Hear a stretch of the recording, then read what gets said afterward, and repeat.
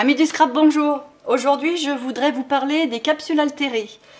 Ce sont des petits embellissements faits en métal à base de capsules. Et donc, il y a deux méthodes et je vous montre ça tout de suite.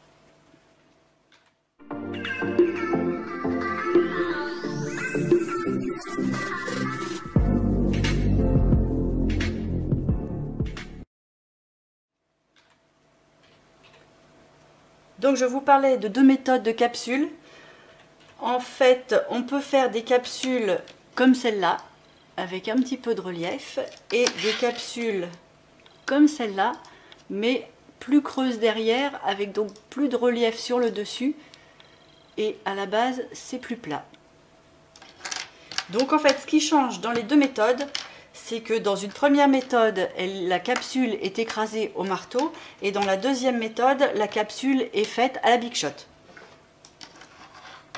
Donc, pour commencer une capsule, avant toute chose, il faut la préparer, parce que si on l'écrase directement comme ça, la capsule s'écrase pas de façon régulière, ça ne donne pas un résultat très joli. Il faut donc prendre une pince et reprendre les côtés de la capsule en le tordant vers l'extérieur. En fait, il faut reprendre chaque cran et tout doucement tordre la capsule sur l'extérieur. Alors c'est un petit jeu de patience.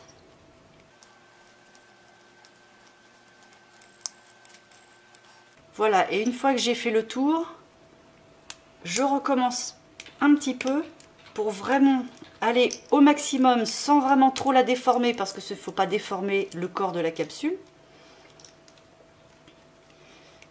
Et en fait, plus elle sera étirée vers les extérieurs, et mieux elle prendra sa forme.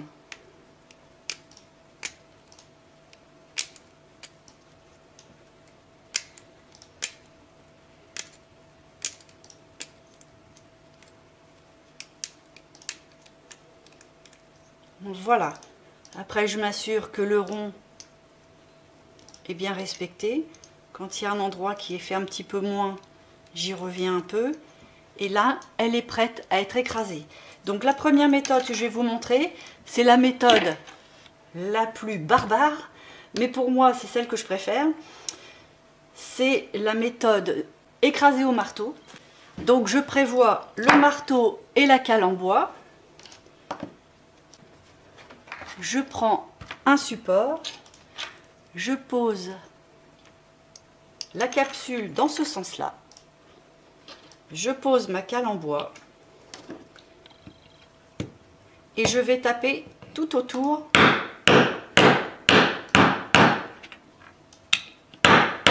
en m'assurant que ça s'écrase de façon régulière. Donc je vois là où c'est le moins aplati. Et en fait, je vise avec le marteau et ma cale.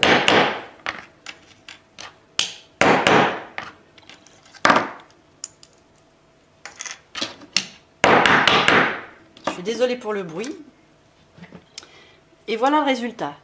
Donc, à ce niveau-là, on a une capsule qui ressort un petit peu ici et du coup on a un creux à l'intérieur, donc ce qui permet de caler une photo et de mettre éventuellement du glossy accent, mais ça fera quelque chose de lisse, c'est-à-dire qui ressemblera plutôt à ça.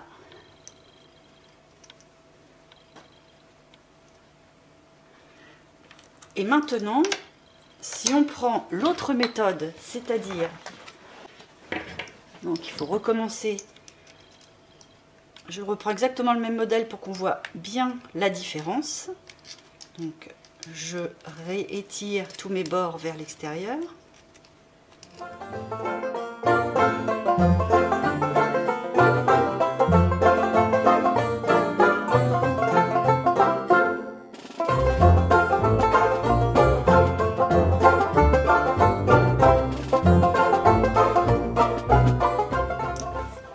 Voilà, la capsule est prête à être écrasée. Le rond est assez régulier et là je vais l'écraser Donc je vous ai dit dans la Big Shot, mais en fait moi j'ai la Mademoiselle Togare.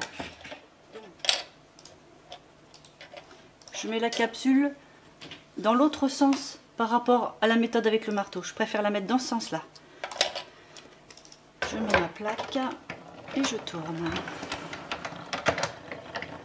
J'ai réglé les rouleaux de façon à ce que ça ne force pas trop. Parce qu'il y a quand même une certaine épaisseur, il ne faudrait pas abîmer cette machine merveilleuse. Et donc voilà, là ça donne ça. Donc même en ayant bien écarté les rouleaux, je trouve que le résultat est quand même beaucoup plus écrasé qu'avec la méthode au marteau. Parce qu'en fait la méthode au marteau, on peut quand même un peu mieux gérer la force de frappe. Donc au dos, c'est pas beau du tout. Mais bon, ça sera collé, donc à la limite, c'est pas ce qui nous intéresse le plus. Mais on ne retrouve pas le creux ici. Et ce genre de capsule altérée donne ça. C'est-à-dire qu'une fois qu'on a collé l'image et mis le glossy accent en l'occurrence pour celle-là, on retrouve une surépaisseur. Voilà. Donc là, au marteau, c'est tout droit. Et là, on a une surépaisseur.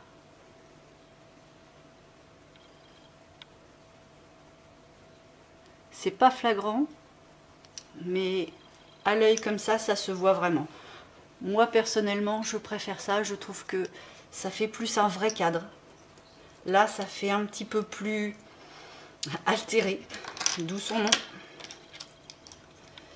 Voilà, donc à partir de là, il faut les décorer. Donc bien entendu, 2 méthodes pour aplatir, 2 méthodes pour coller. La différence entre les 2 méthodes, c'est que je colle un petit cardstock pour celui qui est creux avant la photo, alors que là, je mets la photo directement dessus. Donc je coupe des petits ronds avec mon die. Donc ça fait à peu près 2,5 cm. Il est un petit peu trop grand, mais je n'ai que celui-ci. L'avantage qu'il a malgré tout, c'est que j'ai une petite couture autour. Donc après, je reprends avec les ciseaux et je suis ma petite couture et je tombe pile dans la bonne dimension.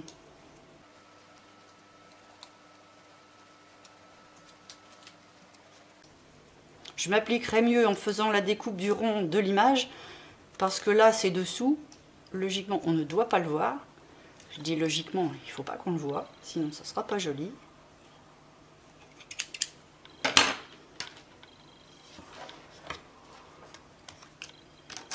Et donc, je l'insère à l'intérieur. Je me suis imprimé quelques photos que j'ai déjà découpées avant la vidéo. Ils sont ici. Alors, moi, je me suis aperçue qu'en mettant le Glossy Accent directement sur mes impressions, en fait, le Glossy Accent étale l'encre sur le papier. Donc moi, ce que je fais, je prends un scotch tout à fait ordinaire et je viens coller mon petit rond, ma petite image dessus, en faisant bien attention qu'il n'y ait pas de bulle. Vu que j'ai de la place, je vais faire les 3 autres.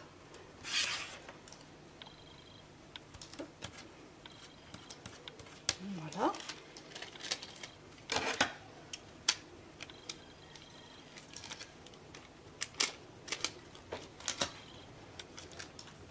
J'aplatis bien, je m'assure qu'il n'y ait pas de bulle. Déjà on a une certaine brillance, on pourrait presque le laisser comme ça. Si on n'a pas de Glossy Accent, ça pourrait déjà être assez joli. Moi ce que j'aime avec le Glossy Accent, c'est que ça remet un bombé et ça donne un peu plus encore un effet médaillon bijou. Et je suis mes petits pointillés.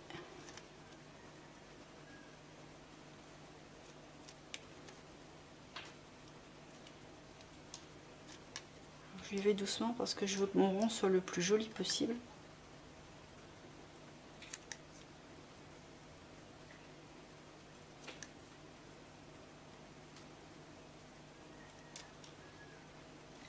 Voilà. Donc je me retrouve avec mon rond. Forcément, c'est pas une découpe faite avec un die. Donc pour atténuer le côté coupe avec les ciseaux, moi je mets un petit peu d'encre noire. Parce que là c'est du noir et blanc, donc je vais prendre du noir. Puis comme ça évite de voir le côté blanc de mon papier. Et puis ça commence à faire le tour. Voilà, ça atténue les défauts. Voilà.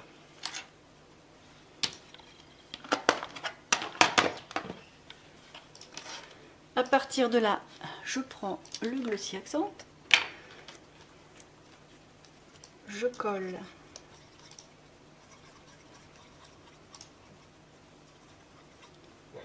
Je colle mon petit rond de cardstock que je m'efforce bien de faire rentrer à l'intérieur. On va appeler ça du cadre. Voilà. Donc non seulement ça rehausse la photo, mais ça empêche de voir éventuellement les reliefs qui sont à l'intérieur. Parce qu'à l'intérieur, il y a une sorte de caoutchouc, et moi je le laisse. Ça me fait une couche de cardstock en moins à mettre. Et même opération, je remets ma colle. Enfin ma colle. Là, en l'occurrence, je suis au Glossy Accent. Et je viens y mettre ma photo. Voilà, donc pour cette étape-là, on pourrait presque s'arrêter ici, parce qu'avec le scotch, on a une brillance, sauf que ça fait très plat, et moi j'aime l'effet du bombé de ce produit-là. Donc, je vais le mettre à plat, je remets une belle couche bien épaisse, en faisant attention d'être bien régulière sur les bords.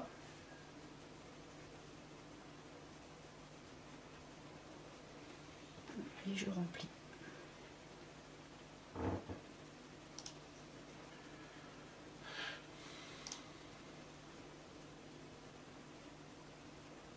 Et j'hésite pas à en mettre beaucoup.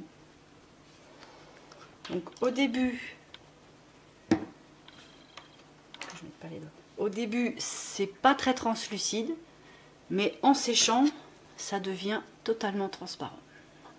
Donc là, par contre, il va falloir la laisser sécher. Moi, je le laisse sécher une journée, pour être vraiment sûre. Donc, je vais le mettre en sécurité. Voilà pour la première méthode. La deuxième, donc celle qu'on a écrasée avec la Mademoiselle Toga.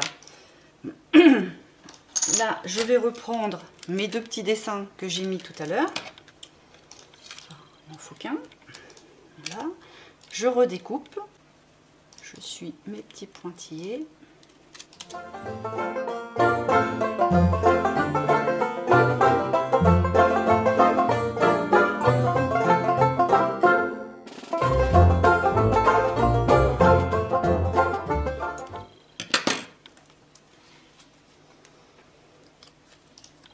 Je m'assure bien qu'il n'y ait pas de bulle avec le scotch. Et je remets un petit peu de noir sur la tranche de mon dessin.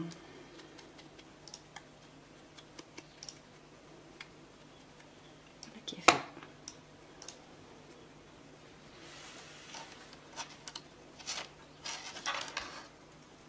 Et à partir de ce moment-là, on voit bien, même sans colle, que là, sans mettre le cardstock, elle est en surépaisseur malgré tout. Voilà. Donc, je colle. Toujours avec le même produit.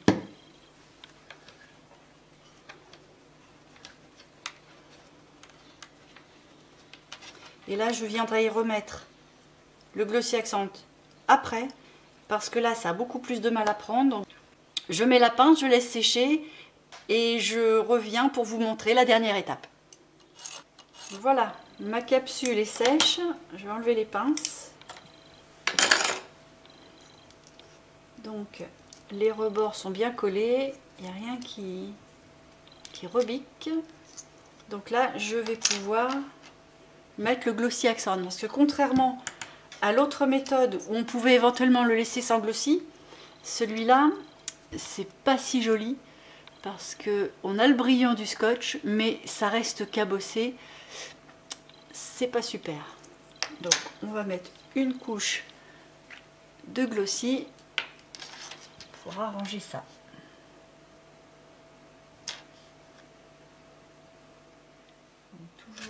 Et là, on le laisse tranquille pour sécher. Celle que j'ai faite, que je devais laisser sécher, pourtant j'en avais mis une sacrée quantité, mais je trouve que le bombé n'est pas flagrant. En fait, c'est bombé, mais c'est quand même assez plat. Donc ce que j'ai envie de faire, c'est de remettre une couche pour redonner du bombé au bombé. Ça va être parfait.